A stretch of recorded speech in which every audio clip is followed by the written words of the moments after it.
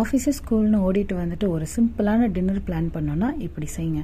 10 மினிட்ஸ்லேயே செஞ்சிடலாம். அதுக்கு ஒரு 2 ஸ்பூன் ஆயில் விட்டு 1 ஸ்பூன் சோம்பு, 2 பட்டை, ஒரு கிராம்பு, ஒரு 4 முந்திரி பருப்பு, ஒரு பெரிய வெங்காயத்தை நறுக்கி போட்டு கொஞ்சோண்டு கருவேப்பிலை, ஒரு பச்சை மிளகா, 1 ஸ்பூன் இஞ்சி பூண்டு பேஸ்ட் போட்டு அதையெல்லாம் வதங்கினதுக்கப்புறம் ஒரு தக்காளி, இதில் 1 ஸ்பூன் மஞ்சள்தூள் போட்டு நல்லா வதங்க விட்டுட்டு காலையில் போட்டு வச்ச சப்பாத்தி இருந்தால் அதை நல்லா ரோல் பண்ணி சின்ன சின்னதாக கட் பண்ணி எடுத்துக்கோங்க. இப்போ இந்த தக்காளி நல்லா வதங்கினதுக்கப்புறம் கொஞ்சமாக குடமிளகா போட்டு உங்களுக்கு வேறு ஏதாவது காய்கறி போடணுன்னாலும் போட்டுக்கோங்க.